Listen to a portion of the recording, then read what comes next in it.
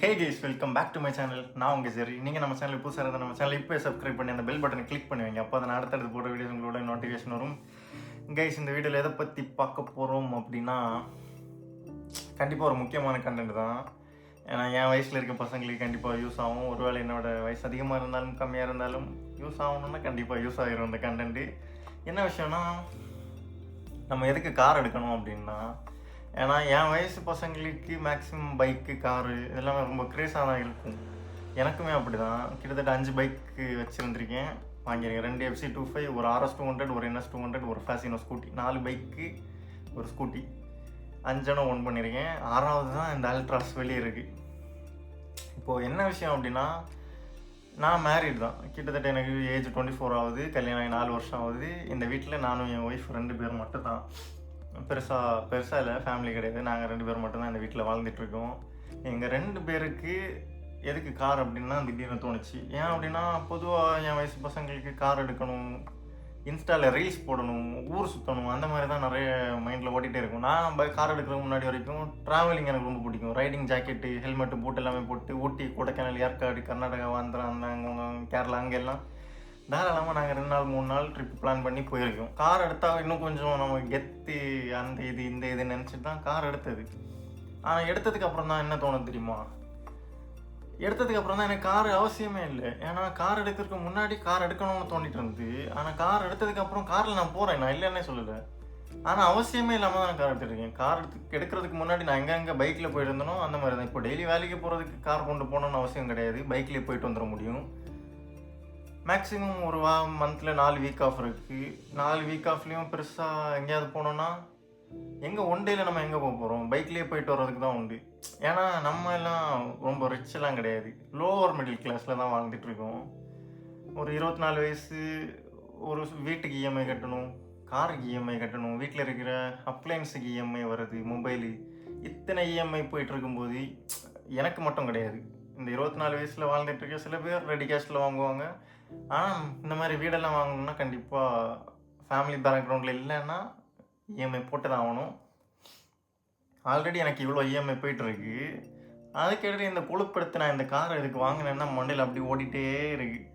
Car எடுக்கணும்னு பிளானில் இருக்கும்போது ஒரு 2 லட்ச ரூபா பட்ஜெட்டில் அல்ட்ராஸ்னு வருது, எஸ்ப்ரெஸோயோ, ஆல்டோ K10, குவிட் இந்த மாதிரி தான் எடுக்கணும்னு நினச்சிட்டு இருந்தேன்னா, இவ்வளோ பட்ஜெட்டில் எதுக்கு இந்த கார் எடுத்தேன் அப்படின்னு எனக்கு தெரியல. ஆனால் ஒருவேளை எஸ்ப்ரெஸோ, ஆல்டோ K10 இதுலலாம் போய் எடுக்கும்போதே கார் என்றைக்குமே கார் தாங்க, நம்ம பட்ஜெட்டில் தான் இருக்குது.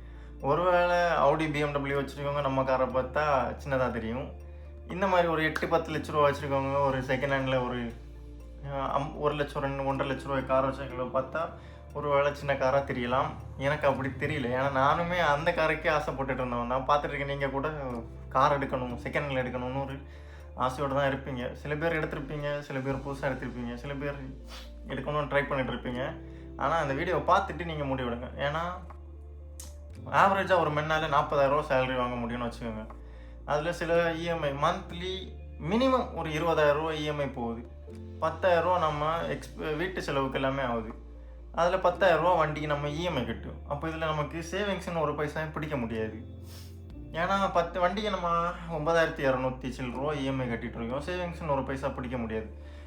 இது இவ்வளோமே ஓகே ஆச்சா, அந்த செலவுக்கு 10,000 ரூபா போயிடும், வண்டி இஎம்ஐ 10,000 ரூபா போயிடும். அது போக வீட்டு கடன், அந்த கடன், இந்த கடன் ஒரு 20,000 ரூபா. இது மினிமமாக நான் சொல்லிட்டுருக்கேன். போயிடும் கண்டிப்பாக. இந்த மாதிரி இருந்தால் போகும். எங்கேயாவது ட்ராவல் போனோன்னா டோல்கேட் இருக்குது. பைக்கில் நான் இப்போ ஊட்டி மினிமம் ஊட்டி போயிட்டு வரேன்னா ஒரு 2,500 ரூபா பெட்ரோலில் நான் போயிட்டு வந்துடுவேன். RS 200ல் 120ல் க்ரூஸ் பண்ணால் கூட எனக்கு 2,500 ரூபா பெட்ரோலில் 2 பேரால் போயிட்டு வந்துட முடியும். நான் பெட்ரோலுக்கு மட்டும் சொல்லுவேன். இது காரால் என்ன போக முடியுமா? முடியாது. இப்போது ட்ராவலிங் போகும்போது எனக்கு பைக் ரொம்ப பிடிச்சிருக்கு, காரில் போகணும்னு ஆசைப்பட்டுட்டே இருக்கேன். நமக்கு லீவும் அமையலை, போகிறதுக்கு டைமும் கிடைக்கல, காசு கூட 2வது விஷயம். போகிறதுக்குள்ளே டைம் எனக்கு அமையவே இல்லை. போகணும் அடுத்த மாதம் அப்படியே யோசிச்சுட்டே இருக்கேன், ஆனால் போக முடியல. இந்த சுச்சுவேஷனில் கார் எனக்கு இந்த 6 மாதம், பிப்ரவரி எடுத்தேன், மார்ச், ஏப்ரல், மே, ஜூன், ஜூலை, ஆகஸ்ட் மாதம் 6 மாதம் ஆச்சு. எனக்கு 6 மாதத்தில் 7,000 கிலோமீட்டர் நான் ஓட்டிருக்கேன். இதெல்லாம் காரை எடுத்து ஓட்டணுமேனு ஒரு ஆசைக்காக தான் ஓட்டணுமே தவிர இதால் பெருசாக எந்த பிரயோஜனமும் கிடையாது. வெறுதே இஎம்ஐ கட்டிகிட்ருக்கேன், வெறுதே பெட்ரோல் போட்டுட்ருக்கேன், வெறுதே ஓட்டிகிட்ருக்கேன். ஏன்னா காசு நம்மள்ட்ட நிறைய இருந்துன்னா பிரச்சனை கிடையாது. நம்ம மேக்ஸிமம் என்ன சொல்ல, சொந்தமாக சம்பாரித்து கார் எடுக்கணுன்னா எடுத்துடலாம், டவுன் பேமெண்ட் கட்டி எடுத்துடலாம். ஆனால் அதுலேயே தான் நம்ம வீட்டு செலவு போய் கார் இஎம்ஐ கட்டி காருக்கு பெட்ரோல் போட்டு காருக்கு மெயின்டெனன்ஸ் ஒர்க்கை பார்த்து இதில் நம்ம சேவிங்ஸ் ஏதாவது கொஞ்சம் நஞ்சம் சேர்க்க முடியுமான்னா பெரிய டவுட்டு தான் கைஸ். நான் என்னமோ சொல்லிட்டு இருக்கேன், ஆனால் சொல்ல வர பாயிண்ட் உங்களுக்கு புரிஞ்சுன்னா புரியும். நல்லா உளறிட்டு இருக்கேன்னு எனக்கு நல்லா தெரியுது. மண்டையில் வர்றது ஒன்று, வாயில் வர்றது ஒன்று இருக்குது, கன்வே பண்ண முடியல என்னால். நிறைய பேரும் அப்படி தான் கார் எடுக்கணும்னு ஆசைப்பட்டு காரை எடுத்து இஎம்ஐ கட்ட முடியாமல் காரை விற்கிறதுக்கு பதிலாக கண்டிப்பாக கார் எடுத்தாகணுமா, நமக்கு கார் தேவையான முதல்ல ஒரு யோசிச்சுட்டு காரை எடுக்கணுமான்னு முடிவு பண்ணுங்க. இப்போ வீட்டை கூட வைங்க. நான் ஒரு கொஞ்சம் வருஷமாக இஎம்ஐன்னு வாடகை வீட்டில் தான் இருந்தோம். மாதம் 5000 10,000 வாடகை கட்டியது ஒரு பெரிய விஷயமே கிடையாது. அந்த வாடகை கட்டிட்டு இருக்கும்போது என்ன தெரியுமா தோணும், நமக்கு சொந்த வீடு இருந்தால் இந்த காசை நம்ம இஎம்ஐ கட்டலான்னு. இப்போ சொந்த வீட்டு வந்ததுக்கப்புறம் என்ன தெரியுமா தோணுது, மாதம் 25,000 இஎம்ஐ கட்டியதுக்கு வாடகை வீட்டில் இருந்துட்டு போயிருக்கலாமே அப்படின்னு. இஎம்ஐ கட்டுறதுனா எனக்கு தான் தோணுது. ஆனால் வெளியே நம்ம கேட்கும்போது என்ன சொல்லுவாங்க தெரியுமா, என்னதான் இருந்தாலும் இது உன் சொந்த வீடுன்னு. இஎம்ஐ கட்டி முடிஞ்சால் தானே இது எனக்கு சொந்தம், கட்டுறது வரைக்கும் இது நமக்கு சொந்தம் கொண்டாட முடியாதுல்ல. அந்த மாதிரி தான் ஒரு சுச்சுவேஷன். 4 லட்ச ரூபா டவுன் பேமெண்ட் கட்டி 4,30,000 டவுன் பேமெண்ட் கார் எடுத்தாச்சு. இவ்வளோ கட்டியும் மாதம் 9,200 இஎம்ஐ வருது. 5 வருஷத்துக்கு நான் கட்டணும். இதில் தான் நான் காருக்கு மெயின்டெனன்ஸ் ஒர்க்கும் பார்க்கணும், பெட்ரோல் போடணும், ஊர் சுற்றுறதும் இதில் தான் பார்க்கணும். இந்த சுச்சுவேஷனில் கண்டிப்பாக நாங்கள் 2 பேர் வேலைக்கு போகிறனால ஓரளவுக்கு ரன் பண்ணி கொஞ்சம் சேவிங்ஸ் எடுக்க முடியும். ஆனால் ஒரு ஆள் வேலைக்கு போய் இதெல்லாம் பார்க்க முடியுமான்னா கண்டிப்பாக தெரியல மக்களே. ஒருவேளை நமக்கு பேக்ரவுண்டில் ஏதாவது கொஞ்சம் சொத்து இருந்திருக்கணும், இல்லைனா நம்ம சம்பாதிக்கிறது. நான் 10th முடிச்சிருக்கேன், 12th கிடையாது, டிப்ளமோ ஐடி இது மட்டும் தான். பெருசாக குவாலிஃபிகேஷனே கிடையாது, பெருசாக சம்பாதிக்கிற அளவுக்கு வேலைக்கும் போக முடியாது. இந்த சுச்சுவேஷனில் தான் ஒரு ஆசைப்பட்டு வாங்கின வண்டியை காப்பாற்றுறதுக்கு வேண்டி நானும் வண்டியை போட்டு உருண்டு விளையாடிட்டு இருக்கேன். எங்கே போய் முடிய போகுதுன்னு எனக்கு தெரியல. இது ஒரு மிடில் கிளாஸ் பையனோட ஒரு உளறல் குமுறல் என்ன வேணால் நீங்கள் நினைக்கலாம்.